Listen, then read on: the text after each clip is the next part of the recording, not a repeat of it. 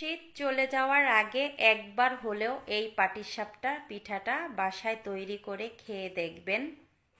পিঠাটা কতটা নরম তুলতুলে হয়েছে দেখেন। আর এই পিঠাটা 2 দিন যাবত কিভাবে এরকম নরম তুলতুলে থাকবে সেই গোপন টিপসটি আজ আমি আপনাদের সাথে শেয়ার করব। আর যে খিরসাটা তৈরি করব এই খিরসাটা কিন্তু অনেক অনেক বেশি মজার হয়। মূল রেসিপিতে চলে আসলাম। প্রথমে কড়াইয়ের মধ্যে দিয়ে দিলাম 2 টেবিল চামচ চালের কুচি, আর দিয়ে দিলাম 2 টেবিল চামচ সুজি। সুজি আর চালের কুচিটা কিন্তু সেম বড়। তারপরে এগুলো হচ্ছে আমি শুকনা খোলায় ভাজি করে নিলাম কিছুক্ষণ। তারপরে হাফ কাপের মতো দিয়ে দিলাম আমি নারিকেল কোরানো। এই 3টি উপকরণ একসঙ্গে দিয়ে খিরসাটা রান্না করলে অনেক অনেক টেস্ট হয়।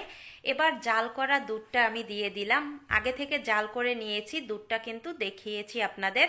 সেই জাল করা দুধ দিয়ে আমি এই যে খিরসাটা জাল করে নিয়েছি। যখনই দেখবেন এই যে সব উপকরণগুলো সেদ্ধ হয়ে গেছে, তারপরে হচ্ছে এখানে দিতে হবে খেজুরের গুড়। গুড়ের পরিবর্তে আপনারা এখানে চিনিটাও দিতে পারেন, তবে এখনে যেহেতু গুড়ের সিজনে যদি গুড় দিয়ে তৈরি না করি তাহলে হয়। খিরসাটা রান্না হয়ে গেছে দেখেন। আর এটা নামানোর পরে যখন ঠান্ডা হবে তখন আরও ঘন হয়ে যাবে। খিরসাটা নামিয়ে নিয়েছি। এখনে হচ্ছে এখানে নিয়ে নিচ্ছি 2.5 কাপ চালের গুঁড়া। আমি শুকনা চালের গুঁড়া নিয়েছি। 2.5 কাপ চালের গুঁড়ার সাথে আমি 1 কাপ দিয়ে দিব ময়দা। এই ময়দাটা দেওয়ার কারণে পিঠাটা খুব সফট হবে এবং 2 দিন যাবত আপনি এই পিঠাটা নরম তুলতুলে রাখতে পারবেন। স্বাদ মতো দিয়ে দিলাম লবণ, আর এখানে দিয়ে দিলাম চিনি। মিষ্টিটা আপনারা আপনাদের পছন্দ অনুযায়ী দিবেন। এবার এখানে দিয়ে দিচ্ছি কুসুম গরম দুধ। দুধ দিয়ে ভালোভাবে আমি সবগুলো উপকরণ মাখিয়ে নিব। আর এখানে একটা কথা বলি, দুধের পরিবর্তে আপনারা চাইলে জলটাও দিতে পারেন, তবে দুধ দিলে টেস্ট বেশি আসে এই পিঠার। এই তো ব্যাটারটা গোলানোর পরে আমি 2টো বাটিতে অল্প অল্প পরিমাণ কিছু ব্যাটার উঠিয়ে নিয়েছি। এখানে আমি রেড কালার দিয়ে দিলাম, ফুড কালার, আর এদিকে দিলাম ইয়েলো কালার। এটা অপশনাল, এটা যে দিতে হবে তার কোনো কথা নেই। সেমভাবে আপনারা এই ফুড কালার ছাড়াও পিঠাটা তৈরি করে নিতে পারেন। তবে আমি ফেসবুকে দেখেছি কালার দিয়ে পিঠাটা তৈরি করে, তাই ভাবলাম আমিও একটু ট্রাই করি। এই তো চলে আসলাম চুলায়। এবার ফ্রাই প্যানে দিয়ে দিচ্ছি তেল। তেলটা ব্রাশ করে নেবেন অবশ্যই। এখনে এই যে ফোঁটা ফোঁটা করে 2 কালারের ব্যাটার আমি দিয়ে দিচ্ছি। এখানে আপনারা আপনাদের পছন্দ অনুযায়ী যে কোনো ডিজাইন দিতে পারেন। এখনে আমি এই যে দিয়ে দিচ্ছি কিছুটা পরিমাণ ব্যাটার দিয়ে এভাবে ছড়িয়ে দিলাম।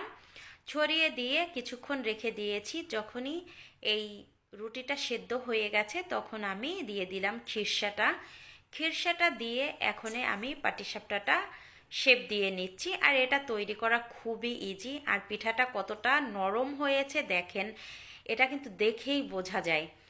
এখন এই পিঠাটা আমি নামিয়ে নিচ্ছি। এবার আমি অন্য একটা ডিজাইন দেখাচ্ছি। এই যে এভাবে গোল করে দিয়ে দিচ্ছি। তারপরে মাঝখানে দিয়ে দিলাম রেড কালার। আর এই রেড কালারটা মনে হচ্ছে গোলাপ কালার, এরকম দেখা যাচ্ছে।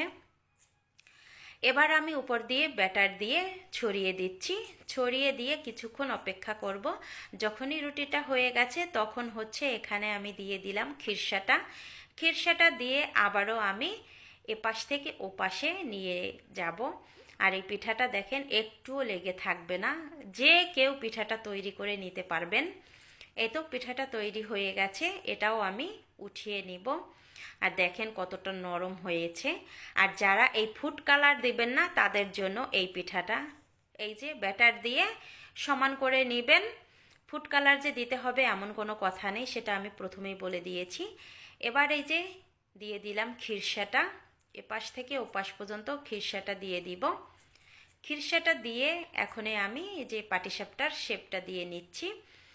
দিয়ে এপাশ থেকে ওপাশ পর্যন্ত নিয়ে পিঠাটা উঠিয়ে নিলাম।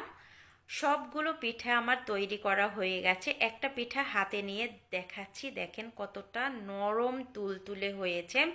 আমি এই পিঠাটা 2 দিন যাবৎ খেয়েছি বাসায় রেখে, একেবারে নরম তুলতুলেই রয়েছে। আপনারা সেমভাবে বাসায় তৈরি করে খেয়ে দেখবেন।